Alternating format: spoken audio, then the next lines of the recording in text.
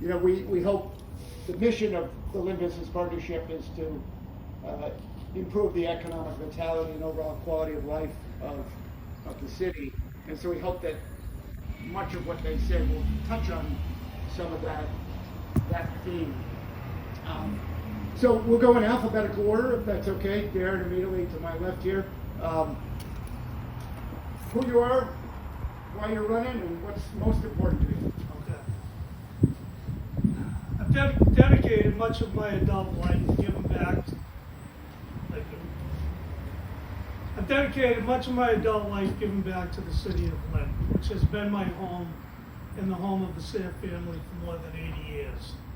I truly love this city where I was born, where I was married, and where I chose to raise my own family. I was educated in Lynn Public Schools, graduating from Lynn Tech, my wife Dale from Lynn Classical, and my 2 sons from Lynn English. As an experienced elected official, I know how the city's government works. I know how to create a dialogue and think collectively to achieve meaningful change and results. There will be no learning curve in my administration. I can deal with the complexities of preparing a $400 million budget and manage our various departments with hundreds of employees. I'm proud of my legislative record, which has constantly demonstrated forward thinking and well thought out solutions. I have worked as a city councilor for the better good of Lynn residents for the past 16 years. My record is one of positive accomplishments with meaningful impacts. My colleagues in government have placed their trust in me by electing me as City Council President for the past 2 terms. As Mayor, I will have productive relationships with the City Council as well as with the school committee. As a lead organizer of the construction of the new Marshall Middle School, I am an ardent supporter of public schools. I believe with all my heart that every child in this city deserves a quality, well-funded, and fairly implemented education in a state-of-the-art building. There can be no compromise on this commitment. Far too many of our schools were built over a century ago.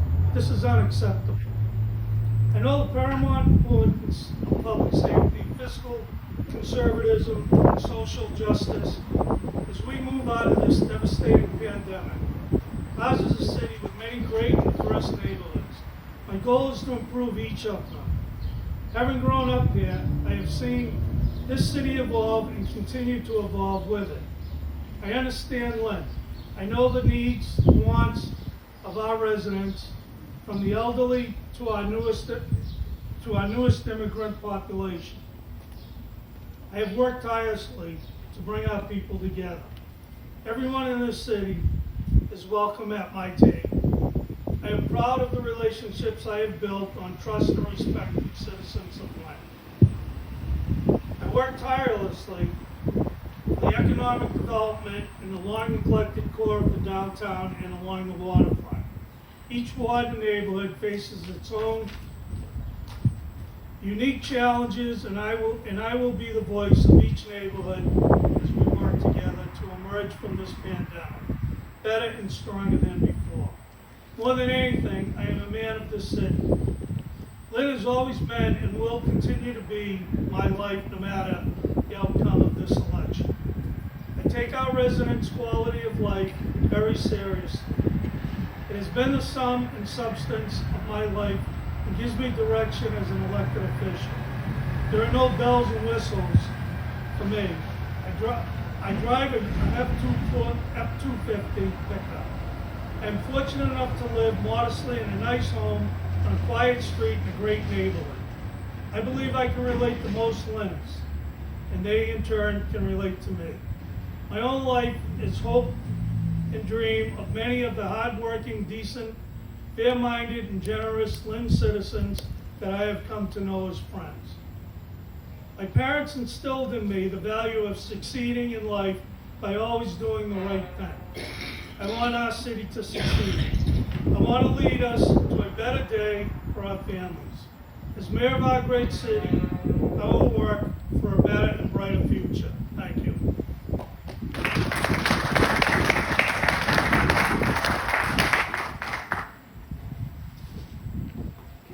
morning, everybody. Hello.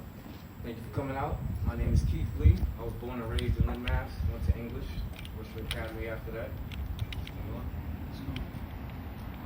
Testing, hello? You guys good? No? Can't hear me? No.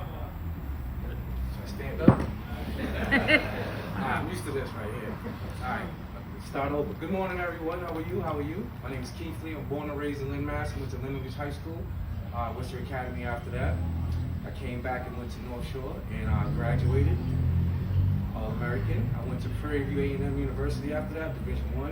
And I brought us a championship in 1998. Went to the NCAA tournament, first time ever. Played against Paul Pierce in Kansas University. Having said that right there, that alone has my mindset on this city, because ever since I went to Lynn English and watched basketball and interacted with people, I wanted to put the city on the map. I've heard nothing but different things, Lynn City is sin, and all these other rhymes and characterizations about our people that don't fit us. I was tired of it, I'm still tired of it, but that's what drove me. I had a mentality, and I had a vision, and I had a goal, and I set my mind to it. I don't know too many people, and I'm not taking shots at anyone, any athletics or any sports, but that puts their mind to something, gets a scholarship, and actually gets a championship for the first time ever. Everyone that knows me, I said that I was going to do that back then. I said I was going to do that. I said I was going to do that at North Shore. I was wanted to be in the 7th in the nation in scoring. Those are while having 21 credits and 2 part-time jobs. So I'm no stranger to hard work or discipline or anything like that. Having said that, I traveled all through the Southwest at Prairie View. That helped me have great relations with different mayors, ambassadors, governors. I've rubbed elbows with everyone, businessmen, CEOs of million-dollar companies. Each region, each city is different and unique. And those experiences that I had helped me come back here. And when I want to make my city better, I use all those unique experiences in those conversations with those men. I also traveled around the world. I went to Australia, China, Rome, Italy, Africa, Jordan, Kuwait. I can go on and on. Having been outside in those worlds, rubbing elbows with those ambassadors, being on army bases, talking to those generals, and just getting different information that the average citizen might not get. Being privy, from basketball, I'll use that. I'm a sponge. I soak up knowledge everywhere. I taught myself Wall Street, taught myself the stocks. Sometimes I'm up at night watching MSNBC, CNBC, and Al Jazeera, I get world influences as well as local influences. So I'm like a walking pot of gumbo. And I want to bring that to Lynn. I love everybody in my community, from the elders to the youth. I'm in the community. I started a nonprofit agency for the kids called Sports Support Inc. because I was tired of the at-risk youth and the low income not having any real outlets, any mentors. I'm still working on that right now because, forgive me, my best friend and my teammate passed away last year on my championship team, and he started the nonprofit with me. So we have to just pause a little bit because of his family and stuff. So, but having said that, all those experiences, I want to come back here, I want to take care of the elders. I'm not happy with what happened with the Bliss situation, because I know families that were directly affected, and mental health is very important. Whether it's the youth or the elders, especially the elders, we need to take care of their mental health and have programs for them so they can keep their youthful spirits alive. We need them. We need them. All the way to the youth. Like, I'm in the youth outreaches, I'm with the kids in the parks, I was cleaning up the parks by myself, I talk to the kids, homeless, whatever. I'm for these people. I'm sorry. So thank you, that is me, and I appreciate you.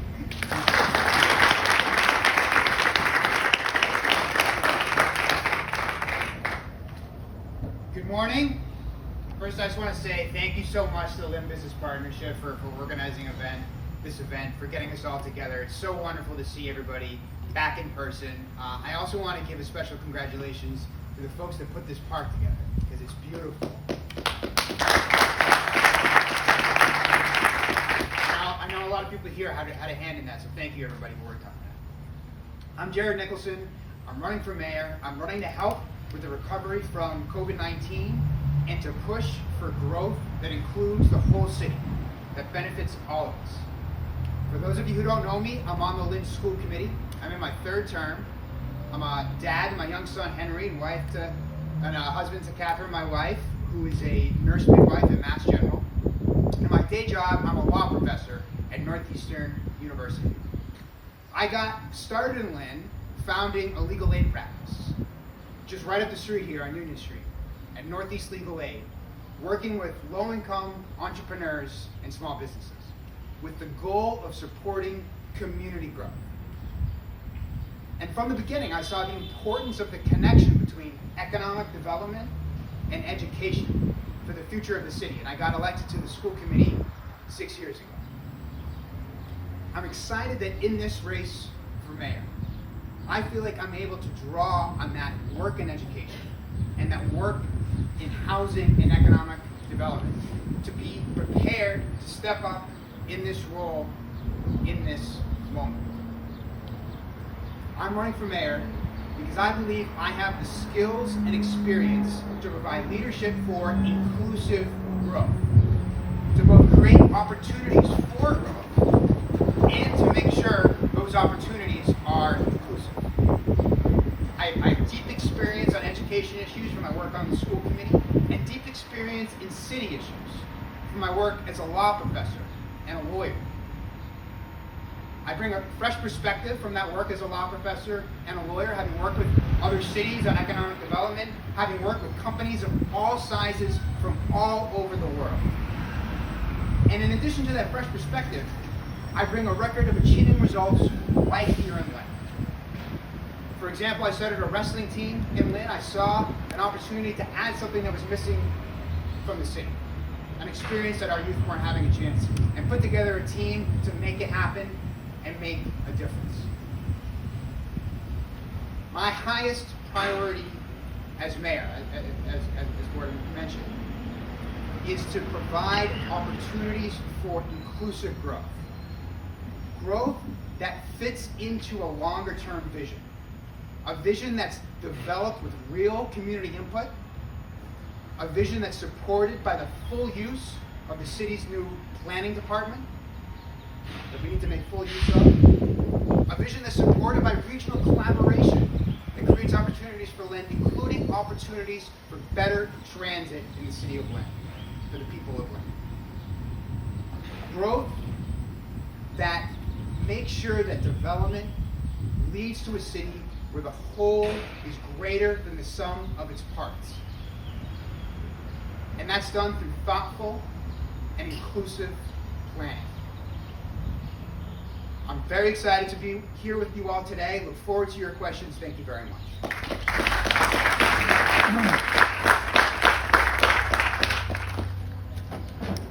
Hey everyone, my name is Michael Satterwhite and I am running for mayor.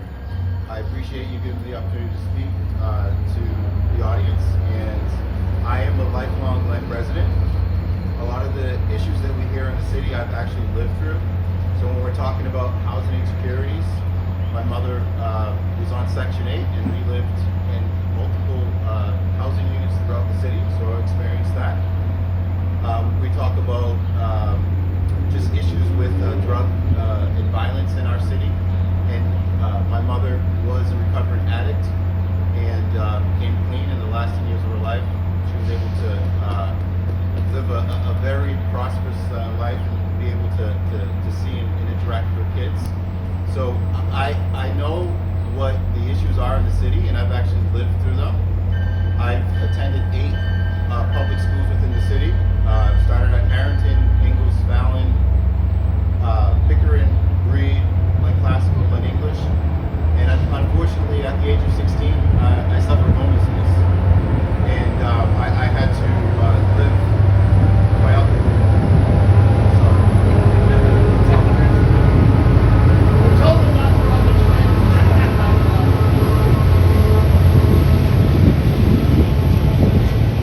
Okay, sorry about that. So you can't control what's happening out there, but I'm happy that we have a transit and commuter rail in the city that helps with the local economy. But what I was getting to was I experienced the things that we talk about, the things that we have issues with in our cities, the things that our citizens are struggling with. And I can relate with people because I can sit down with them and I can talk with them. I do it very often as a conciliator in Lynn District Court when people are coming in and have disputes and whatnots with other people, and I can sit there and relate with them and help them come to a resolution. I do that as a mediator in the city as well. So I come with a wealth of knowledge of actually living through the things that we are talking about, and I've succeeded. In the past 20 years, since when I was homeless till now, the past 15 years of that, I've owned my own business, 2 of them. I bought my first house when I was 21 on Saunders Road, on the Lynn Peabody line. And I've been able to grow my business year after year and hire Lynn people to work within my business. I have 3 locations. I have a location in Revere, a location in Lynn, and a location in Western Mass because of the type of clients that I've been able to bring. And one of the things that I love when I talk to these clients on the telephone is they say, Lynn, you're headquartered in Lynn? You know, I hear this about Lynn. And it makes me feel good that a Lynn kid can represent some of these big corporations, some of these big clients. And what makes me even more gracious is the fact that I can represent the local clients here in our city as well. I can drive down the street and point to a business and say to my kids, Daddy represents that, Daddy represents that. So I'm running for mayor because I have that experience, I have that knowledge, and I have that background, which is needed in this moment. We talk about recovery from COVID. We need to talk about just the health of our city and the fact that too many times we've had to recover and it doesn't last. We have to do something different. We need new people at the table. We need new voices at the table. I have the experience of bringing people to the table and bringing voices to the table.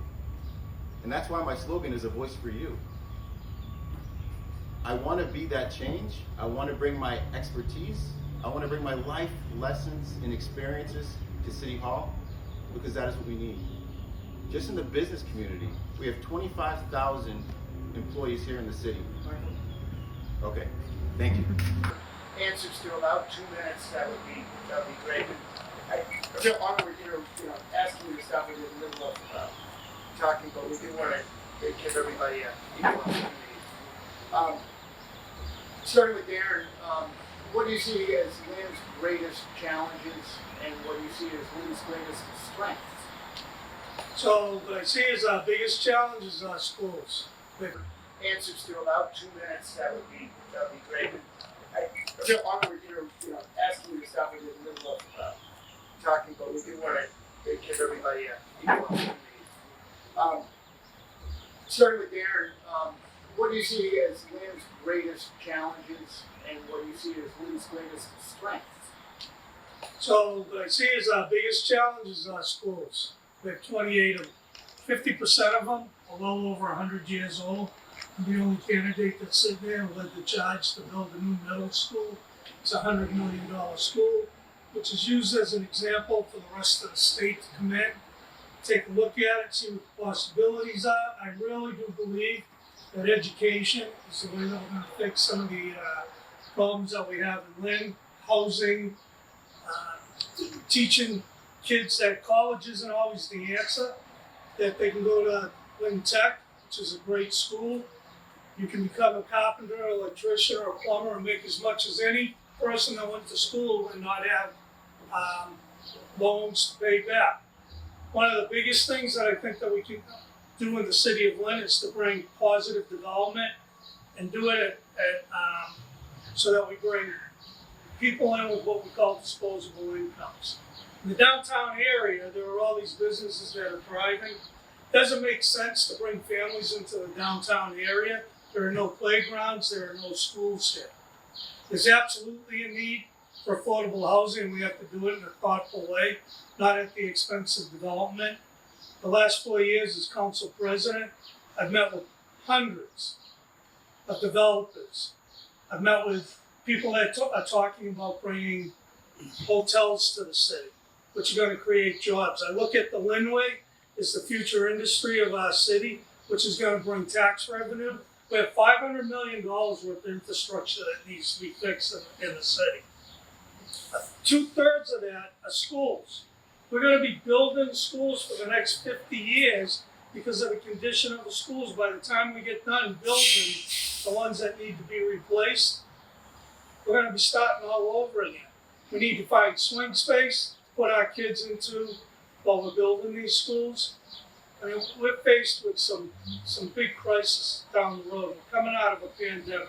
We don't know the direction of the economy, so we have to take things a little slowly, I think. I'm a proven leader. I think I proved that during the pandemic, where we organized with all the city councilors to provide food. Every single day we were delivering 1,000 boxes of food to seniors. We were feeding over 500 people. As of 2 weeks ago, we've created 88 million meals for people that live in the city of Lynn. Thank you. I understand. Needs to. I have to agree with Darren. Now, schools as well. Schools, the elderly and mental health, gang violence, and overall mental health. I believe that Lynn has so much future, so much potential, but if we don't take care of the small things first, our future's not going to go anywhere. Yes, the future. I do see the Linway as a big development opportunity. Actually, 5 years ago, I almost had my own little deal with the Hollywood picture company. I won't say the names, but it fell through because of another person. But I see things. I see the future. I see that Linway. I seen that. If I had a little bit more personal clout at the time, I probably would have got that deal done. But that's another time. But right now, what I want to do is also, we have to take care of these playgrounds. Because if we can't give these kids an excellent place to play and go outside of their house, what are they going to do? They're going to turn to other things. Kids are the future. They always will be the future. That's why I came back to do this. I started my own training business just to be more of a mentor for these children. We have to take care of these parks. We have to take care of our elders. Not too many people talking about that. I think that's a small crisis as well. Yes, we'll fix the schools. Yeah, definitely. Because we need that education. I'm not too much of a fan of the charter schools either. Let's keep our public education right. Let's keep it strong and strengthened. Our future, cultural community. Our cultures together. Everyone, the Greeks, the Asians, everyone together. That capital brings something that other cities don't have. And the more unity we have in each of these communities together, it's like Lynn will be a big part. Like our business association and the way everyone here works, and as diligent as these men are up here, that's what separates Lynn already from everyone else. We're gonna make Swampscott, Marblehead, and all these other places jealous because regardless if I don't win, the unity that we're bringing and all the, what's the word I'm looking for, the enthusiasm, that's what's gonna take us there. Thank you. Thank you. So I think one of the major challenges is absolutely improving our schools, specifically the physical state of the schools. And it's not just that the schools are outdated, that almost half the schools are over 100 years old. We also need more classrooms because the student population has risen so much. It's up 8% over the last 5 years, 20% since 2008. And we need classrooms. And we need to reform the state funding formula in order to keep pace with that change.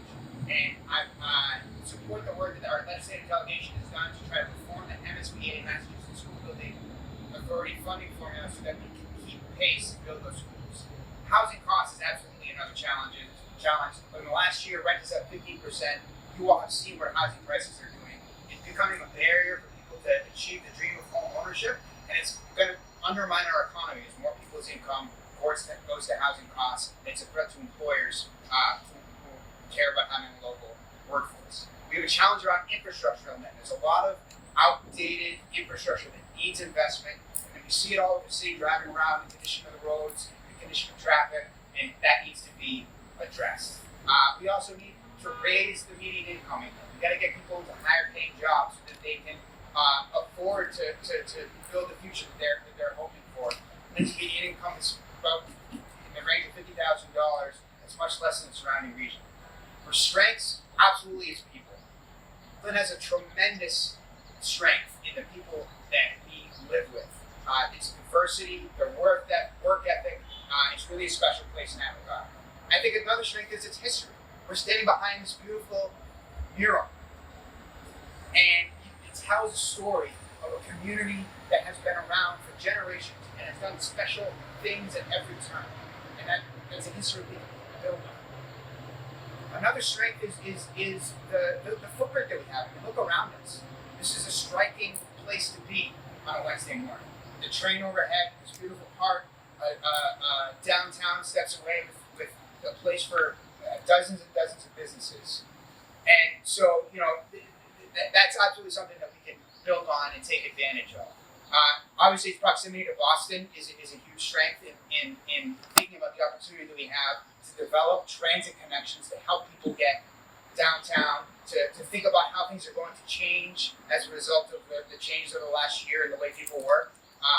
And there's so much opportunity for us to get together and think through those strengths. Thank you. We have our weaknesses, which does include our public education and the ages of our buildings. We have to address that, especially within our infrastructure. Another thing that we have to address is, I believe, is a weakness is inclusion in our city.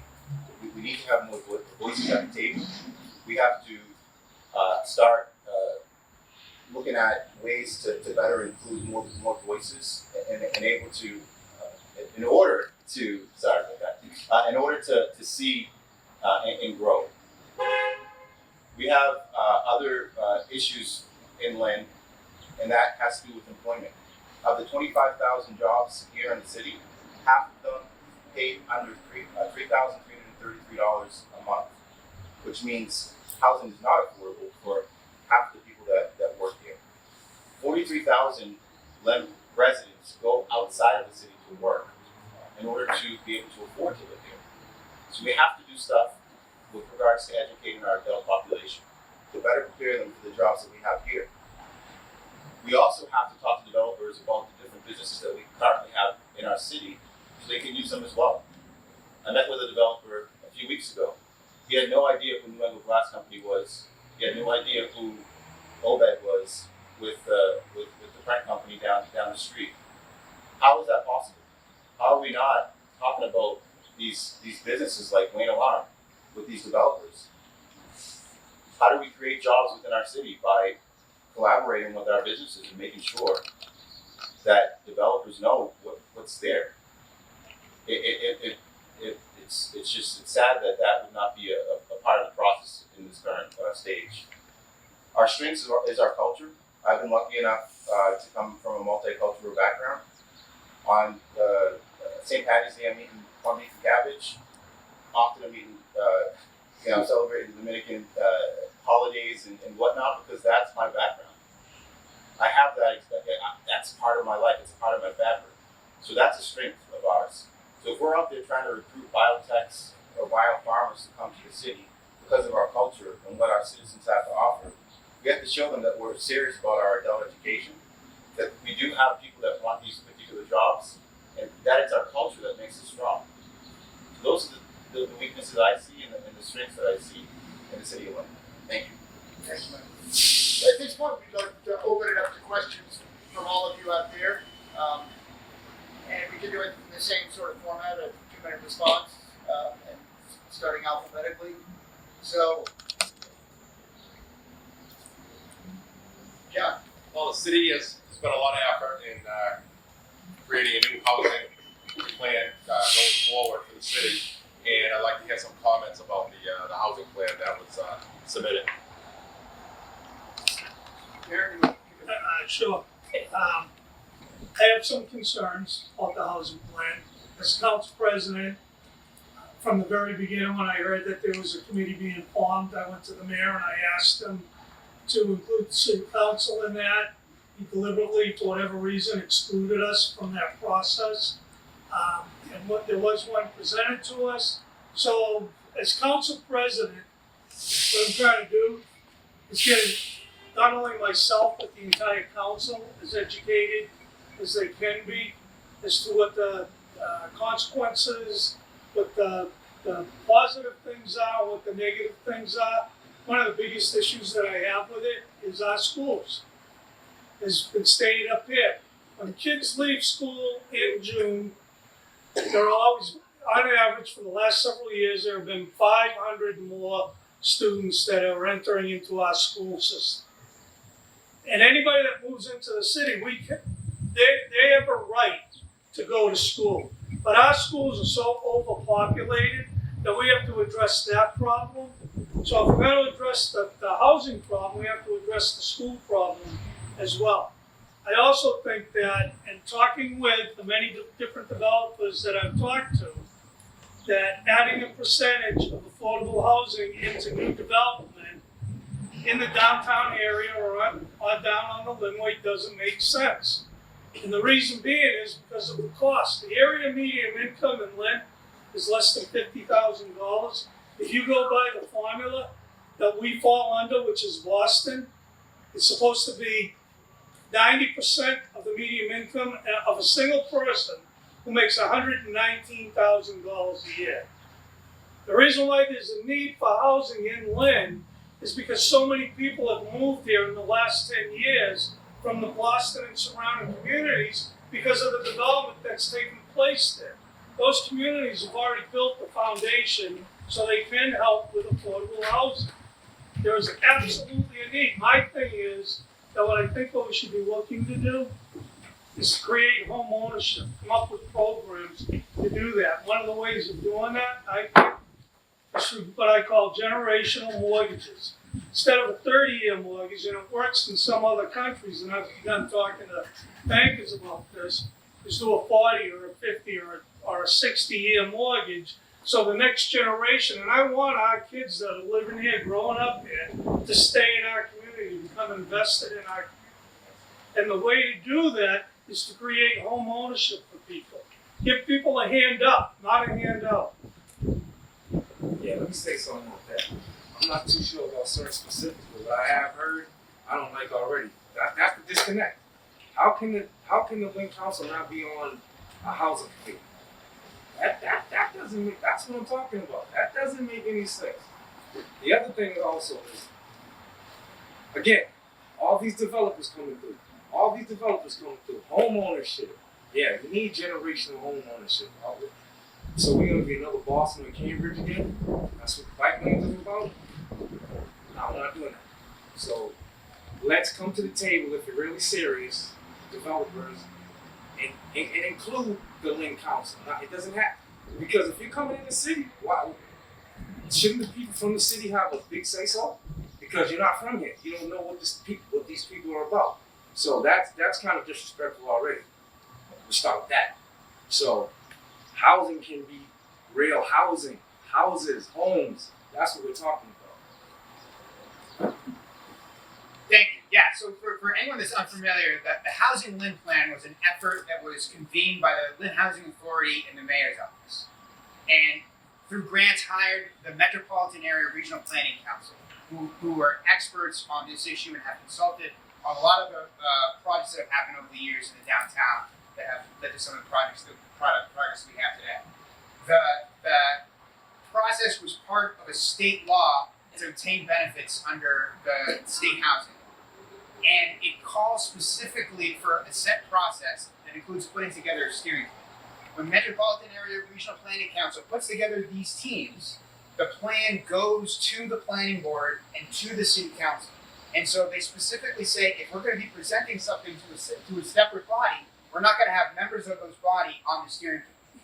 However, I can assure you that the Housing Lynn team reached out to the city council at every turn. There were multiple forums for everyone. They were invited. Input was invited. And these are recommendations that have been vetted by experts, that have been vetted by community members, that have been vetted by developers, and that are a step in the direction of addressing our housing costs. We all agree there's an issue with housing costs. And this is a way to get us all on the same page and do something about it. It includes some real recommendations for promoting home ownership. There's absolutely a huge importance in making home ownership accessible. It's a great strategy to build wealth and prices have gotten so high to buy a home, inventory is so low that it's become a real barrier. And the housing land plan would do that. I had an op-ed in the Daily Item yesterday laying out those specific recommendations, and would be happy in a format where we had more time to discuss them in detail. And so I'm a supporter of the plan. It's been something that I've worked on in my professional life as a law professor at Northeastern, and I served on the steering committee of the housing land plan. And again, they're just recommendations, but we need to start on the same page that rising housing costs are a threat to the city's quality of life. Thank you for the question. I think communication is key, and interacting with people is also key. A member of the school committee, of which I serve on now, was on the steering committee, which is Nicholson. And communication is vital in order to keep the stakeholders involved. I think that housing is an issue in our city. If we talked about the average median family income being $50,000 here in the city, and the average monthly mortgage payment in the state being $2,100, it's not affordable. So when we're talking about affordable housing, we're not talking about Section 8 and vouchers. We're talking about the affordability of housing in our city, and it's unaffordable. So we have issues like that. We have issues like the development here, where the vast majority of the poverty in our city is downtown. So housing is already unaffordable for those people. So when you're putting in these new developments with higher rents, these people have to go somewhere else. And more than likely, it's going to be out of our city. So that's not taken part or taken care of the people that have lived here for a long period of time. The plan that was put out by Lynn Housing Authority is the second plan they put out in 10 years. A lot of the same recommendations. You only continue to present something to a body and you have nothing happen for there to be a crisis, and that's why we have a crisis in our city. If you look up the previous housing plan, it has recommendations. You can see and grade your representation on the council to see if those recommendations were adhered to, or even anything done for them. So the issue is, we continue to get these plans, and that's great, but we need some action. So housing needs to be affordable. The average salary for a Lynn police officer is $65,000. The average salary for a Lynn firefighter is $56,000. If that was a single family household, housing would be unaffordable for the people that protect our city. We have to do something about the affordability in our city. And this whole 60-year mortgage thing, I don't know if that's the solution. Because generational wealth, I've seen it time and time again, where families, once their family member retires and goes into a smaller house, they give that house to a relative. Some people have that benefit. Is that a handout? No, that's generational wealth, and it's being handed down. So we have to look at home ownership. Home ownership is the only way to get a fixed amount that you can know of for 30 years, as opposed to rent, which can continue to increase over and over and over again. So we have to address them. We have to look at the plan. We have to take some processes and put them into place. Thank you. Thank you all. Other questions? Yes. Yeah, I'd like to ask the prospective mayors what resources exist in the city that could help you as mayor address the high unemployment in the city, like educational, whatever. So, right off the bat, as I stated, 25, 30 years ago, Lynn was a very large industrial city. We had GE, we had Norelco, we had the Nicholson Bakery here, we had the Harvard Box Company. We've lost all those jobs. It was a blue-collar neighborhood. The housing market was supported by those workers. And in the last 25, 30 years, those factories have either downsized or left us completely. And when I say that the Linway and Market Street area is our future industry, that's where the jobs are going to be created. And when you start getting into the crafts, carpenters, electricians, pipe fitters, engineers, designers, you're talking about high-paying jobs that would support the community. It isn't just a problem in Lynn, but it's a national problem. $15 an hour is not enough money to survive on. That's $600 a week. I have 2 sons. Both of them are in their late 20s. Both of them are having a hard time finding a house that they can afford. It's not just a problem in Lynn. And the reason why we have so many people coming here is because it's the only place they can afford to live right now. I'm a firm believer in creating high-paying jobs and finding a way of doing that, working with developers, working with our schools. Lynn Tech is a perfect example. I have 2 sons. One works as a construction worker, and the other one went to college for 4 years. Has a $100,000 loan. Before he even came out of school, he already owed $100,000. He has loan payments that he has to make. He doesn't make enough money to even cover those loan payments. So it's a bigger problem than what's here in Lynn. But I mean, we have an opportunity, and the opportunity is development in the city of Lynn. Our resources are our people, and we do need industry. We need to bring industry back. GE for years. Developments up here coming in the waterfronts around this down here. With more schools like Lynn Tech, teaching these kids more trades and things like that, we can have these, and we can have businesses. We need to have programs that teach these kids to be bosses, teach these kids to think outside the box, to hire our own kids as well. We need to talk to some of these banks and start some of these grants and programs to have these people learn about being bosses and start these industries and developments. We need to take care of this. Like, there's so much potential for that right there alone. Having the resources to teach these people and having the resources to teach, motorcycles, having the resources to teach these people and have different programs for these kids to learn about banking and money and how to save and how to put dividends into different places. All of that comes together. And when we have groups of people like that, different pockets of groups of people and developers, that all comes together. Comes right here. We stay in Lynn. It doesn't go anywhere else. It all stays here with our own industry. Thank you. So one strategy to get out of unemployment is to support local entrepreneurs and help them hire. And that's a benefit to the city because we're supporting inclusive growth. People that are here now benefiting from growth, creating jobs. My day job, like I mentioned, I'm a law professor. I run a clinic that provides free legal help to small businesses, including businesses in Lynn. I think there's absolutely potential there. Connecting students and adults with high-paying jobs, providing them with skills, is another important strategy. One of the projects I've worked on the Lynn School Committee is a program at Lynn Tech for students around the district, so English and classical and effective, to be able to learn a job skill at Tech, because Tech is over capacity. There's more students that want to be able to pick up a trade than can, and investing in and using that as a resource is another important strategy. We talked about the history of Lynn and its heritage in manufacturing. I think there's opportunities there for the city of Lynn to find jobs in that sector, and as that sector changes, we're seeing costs rising overseas. We're seeing other reasons geopolitically, like there's some jobs that are happening in the United States. You know, if you pick up the Boston Globe today, the headline is that Boston is the life sciences capital of the world.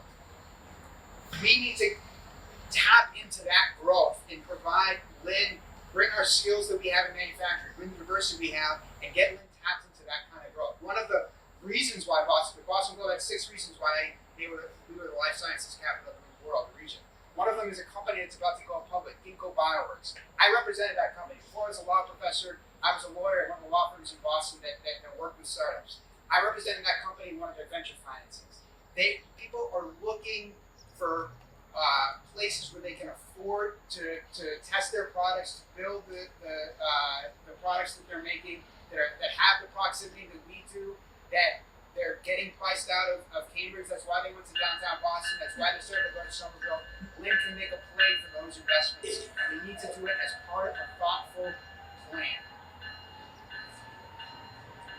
So the resources that we have here in our city, that can definitely help. It's the nonprofits, we have nonprofits. like? We have over 300 nonprofits here in our city that stem from working with the mental health, working with mental homelessness. Now I can say. Sorry. So, Lynn's very unique where our resources can be collaborating with over 300 nonprofits that we have in our city that deal with helping people with mental health, violence, drugs, rehab. There's a plethora of nonprofits that are in the city that don't collaborate with City Hall. And there could be something that can be very big that can bring one voice to our community to let them know what resources are out there. And that will help. Another thing that we have to talk about would be cap on Lynn Tech.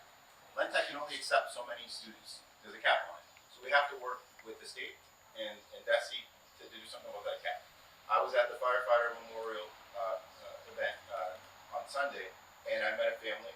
Father's a plumber, proud union member, and his son is going to Tech to be a plumber. That is what I like to hear. And I was able to talk to the kid. Hey, you're going to be making 6 figures when you graduate. That's an amazing thing. So yes, college is not for everybody, but we also have to look at the trades that are there.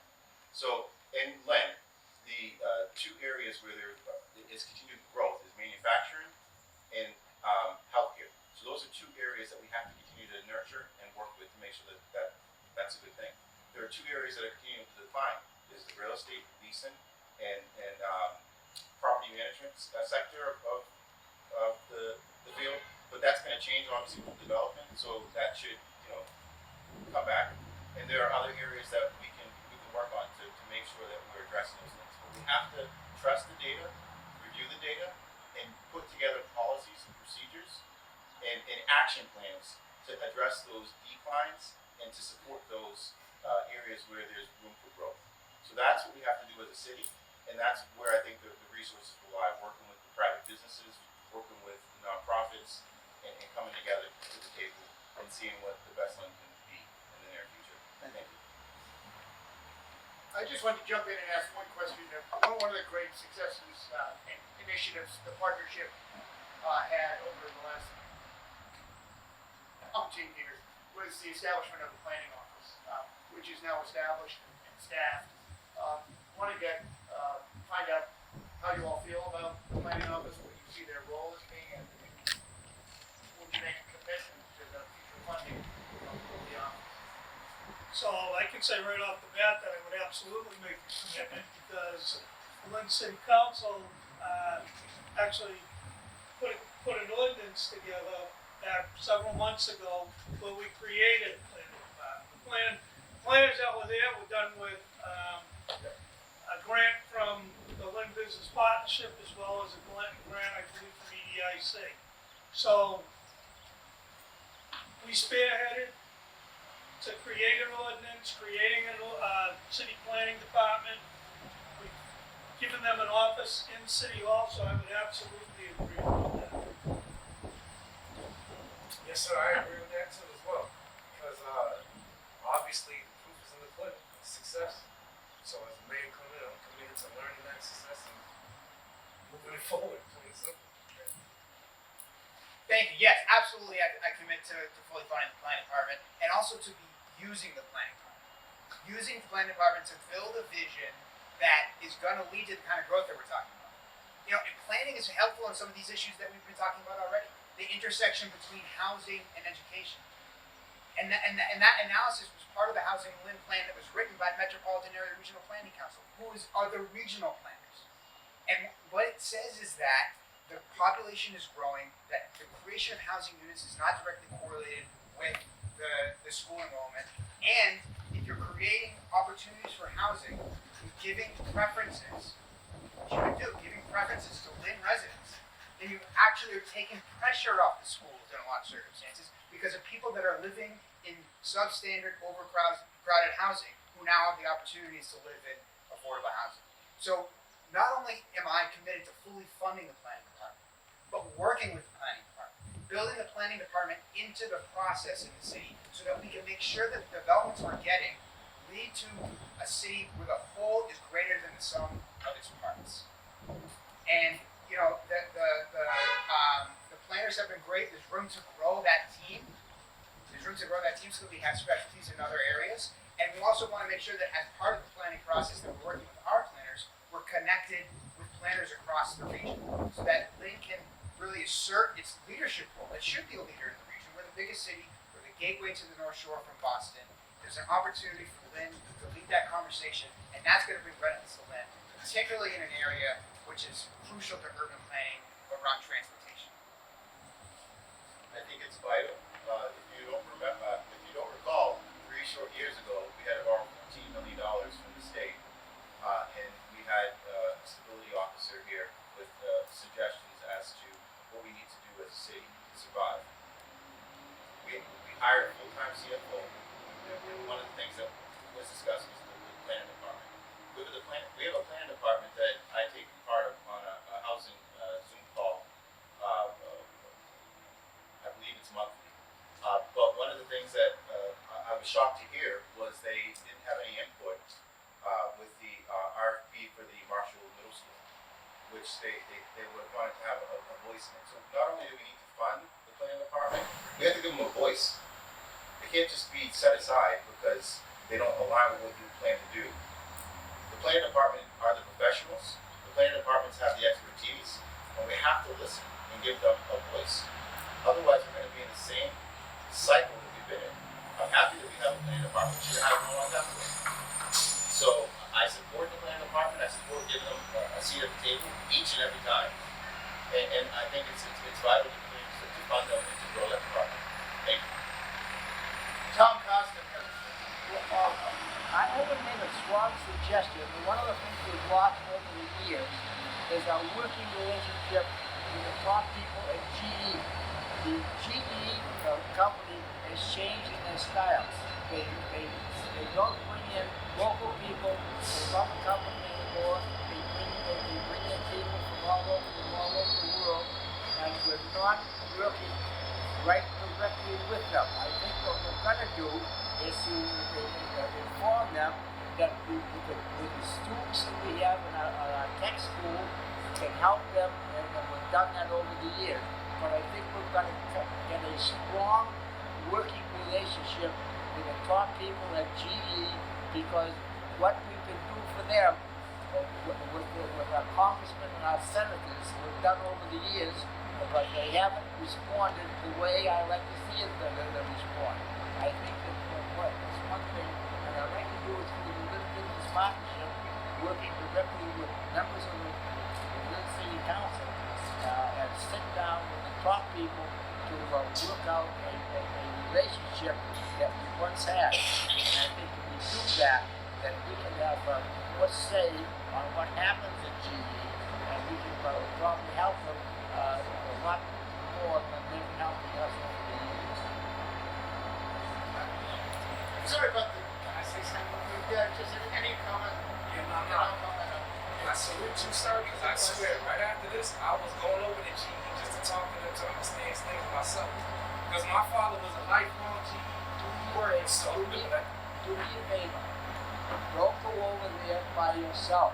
okay, so What I'd like to have you do is sit down with a Lynn Business Partnership and work out something between the Lynn City Council and the Lynn Business Partnership, and go right to the top. They only understand one thing at GE right now, and that's power. We haven't shown them the power that we do have, and I think it's time again that we get into that business of letting them know that everything that happens down there makes a difference in what happens in the city of Lynn. So I worked in the GE back in the 80s. When I worked there were 12,000 local union people that worked there for 201. It was the second largest local on the East Coast. The only local that was bigger than that was the Teamsters, longshoremen in New York. The GE was responsible for well over 100,000 jobs in the area. That includes restaurant workers, car mechanics, tailor shops. But as I said earlier, that it supported the housing in Lynn, because what happened was most people owned their own houses back in the 70s and the 80s when they worked in the GE. And all the multifamily homes that are in Lynn were occupied by factory workers. homes. So the owners would usually have either a family member or somebody they worked with that lived in those apartments or those multifamily homes. And what's happened over the last 30 years, when those factories started downsizing and leaving the city, those homes were bought up by people from outside of the city. I'm a firm believer in home ownership, that you feel like you're vested in the neighborhood. So there is a very important reason for us to be sitting down, talking with not just the managers and the people who oversee the Lynn plant, but also at the corporate level in Boston. I think the Lynn Business Partnership, the Lynn Chamber can play a major role in that by bringing the city together. Totally agree with everything that Tom is saying. I worked back in the 90s with Mayor McManus for 4 years. And I remember him bringing in the GE management and sitting there and talking, and some of those discussions were pretty heated about keeping the employees here in the city. So I agree 100% with what you're saying, Tom. Thank you for the question. I think it's a great point. Absolutely need to have that. There's such an important player to the city. There's an important part of the future of the city, as well as its past. And GE as a company is a relationship that we need to build. I can tell you that we've actually benefited in recent years from some investments that they've made here in the city in Lynn, at Lynn Tech, helping us grow the machine shop there, and because they need the people. If they see jobs coming back, they also need to be able to find the talent that they're looking for. And Lynn Tech is an important part of that, and that's part of the conversation. The other person to bring to that table is Congressman Seth Moulton, and the importance of those federal contracts to General Electric as a company, and having that conversation around what that means for Lynn. And so, absolutely supportive of pursuing that.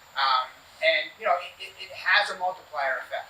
GE is going to have a multiplier effect, and having conversations with them about the future is not just about their hiring, but also the property they own in the city. Thinking about what the highest and best use of that property is and how that fits into our vision for the future. GE is a very important part of our city. My great-grandfather worked there and is retiree. My wife's grandfather, Eddie Battle, worked there and did very well. So the issue that I have is, so there's 25,000 employees that work here in the city. Of those, only 8,000 are Lynn residents. So there's 17,000 out of city people working in our city. And where do you think they work? They work at GE. These are the 11,000 people that are making over the $3,333 a month. So these are high-paying jobs, and a lot of them are not going towards our residents, and that's because of the education. And I believe that we collaborated with GE, the state, and GE gave Lynn Tech $2 million just a few years ago to buy some important equipment to better prepare our students. But we also have to use that equipment to better prepare our adults. We have to expand our adult education, as I said earlier. So we need to be able to present to them qualified people to fit the positions that they need to fill. So we are competing with other cities and towns to get these jobs for our Lynn residents, and we need to make sure that our residents have priority when they're applying for positions in that establishment, because it's important. Thank you. I think we have time for one more question. I see Colin brought in from the I chamber. think we all know why we need to electrify the train station. Municipalities have the use of tax benefits, tax incentives, and whatnot in order to spur development, to grow development, whether in housing, business, bringing businesses in. We all talked about that. Could you guys comment about how, as mayor, you would use those tax tools for the Greater Lynn community to bring in development and business? So right off the bat, you have to include the city council in that decision making, because the city council is who actually votes on whether or not to give a tax incentive. You have to have a good relationship with the city council. You have to understand what the process is. There are times when a tax incentive makes sense, and there are times when it doesn't. And the voters always want, because the ones who wind up paying for it are the taxpayers when you give a tax incentive to a developer. And a couple of examples is, that we gave a tax incentive to Procopio on Monroe Street. We gave another one down to the Beacon Chevrolet site, which is now called Harbor North, as well as to Market Basket. The reason those tax incentives were given was to create and bring more development into the city. Since those 3 tax incentives were given, we've gotten 4 more developers that have come into the city and begun construction without a tax incentive. We had one that came to us that wanted to build a $130 million project, I'm going to say 3-4 months ago. We met with them. They were going to build 280 apartments right in this vicinity, in this area. So it was proposed to them, with the city planner and the mayor, that if we would get to give them a tax incentive if they would include 10% affordable housing into that development. They came back to us and they said that it didn't make economic sense for them to do that. So it was suggested to them to try to do 5%. They came back again and said that that didn't make sense for them to do that. So giving a tax incentive to a developer, the city's got to benefit from it. The taxpayer has to benefit from it. If you give, Procopio got a 7-year tax incentive on a piece of property that we would have only got over the several years, $30,000 in taxes. We're going to wind up getting $7 million in taxes over that 7-year period between the residential and the commercial space that's in that building. At the end of 7 years, we're going to get the full tax base on the residential as well as on the commercial. So each case, you have to weigh each case on its own merits. Yeah, I agree. I'll be talking with people. Bottom line, long story short, it has to make sense for the people. There are tax breaks, and then there are some that don't make sense. But my thing is, we need to strengthen everything that comes in here. So any tax break should be allocated throughout the city, or it should be allocated throughout these businesses to make them stronger. I like bringing in development, but the only way to bring in this development is to make this infrastructure stronger and these businesses stronger. I don't want to be an outside city that depends on other people to keep getting strong. We have to strengthen ourselves. Yep. Some of those tax breaks can help, but only if they make real sense to the people and our businesses. It's a funny game going back and forth, ping pong, playing tennis. Let's just sit down and be honest, hash it out, let the people understand, be transparent. Let's not play games. It makes sense. I like it. If it makes sense for the city, I like it. Allocated throughout the city and these businesses and the infrastructure. And if it makes positive sense, I'm all for it. Thank you, Colin, for the question. I think that tax incentives are one of the tools that you have in your toolkit of planning and development. And there are going to be scenarios where it makes sense. But if the city is foregoing tax revenue, you have to be sure that there is a real community benefit and that there's accountability around how that is going to work.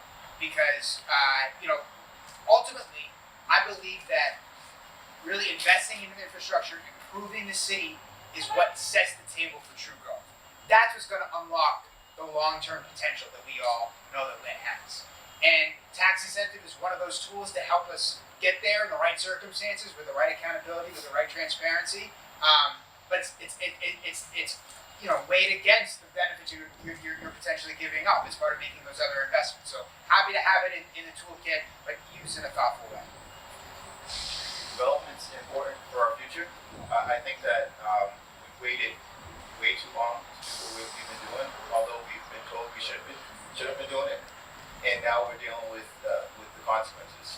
So if someone's going to borrow over $100 million from a lender, the lender's going to want to make sure that they're going to come through and pay them back.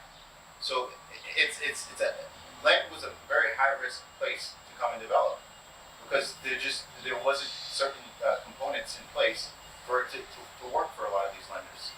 So yes, the property on Monroe Street is bringing additional revenue, but it didn't have a major public benefit component to it, and they also didn't use union members. So there were issues with that. But if you speak to the developer, he'll explain to you why that took place, because there were certain conditions with the lender that he needed to comply with. So now that we're past these few developments that have taken place and are shown to be at least aligned with the occupancy and the rate that's happening nearby in Revere Beach and other areas, it's going to be a little bit easier for developers, like Darren said, to come and say, hey, I have a lender and we want to develop here. So now we have to be strong with regards to that community benefit component to it. We have to be very smart with the taxes that we're talking about. Because what's happening is we're so heavily reliant in the city on residential property taxes that it's hurting a lot of people. Elderly can't afford to live in their mortgage-free houses because the taxes are too high. So we have to generate some commercial property taxes in order to succeed in our city and to offer certain benefits. So when someone says they got a $2.5 million tax break, no, you didn't get a tax break. You're taking money from us. You're taking money from our outdated infrastructure, fire department, and police department that still have to go to your building to respond to calls. Our schools. So there needs to be a balance, and we need to communicate that what we're doing and why we're doing what we're doing with the community. That's the transparency that Jared talked about, but I'm being a little bit more specific there. So those are the things that we have to address. Development's going to happen. Again, we have different industries that can benefit from that as well, that can bring additional jobs to our city. So that's where I stand on tax breaks. Thank you. Thank you. We should wrap things up, I think, because it's a little after 9:15. And I want to thank EDIC again for setting all of this up. It's been a great venue. But for the noise, and Colin, you're right, it's time to electrify the trains. Some aggravation. And I particularly want to thank the former mayors who are here. Judy looks cold. And thank all of you, the four of you, for coming out. And I have great respect for people who run for public office and sticking their neck out. And a win means often that 40-some-odd% of people didn't vote for you. So it's a big skin, and I appreciate that. And I think we all do. Thank you all for coming.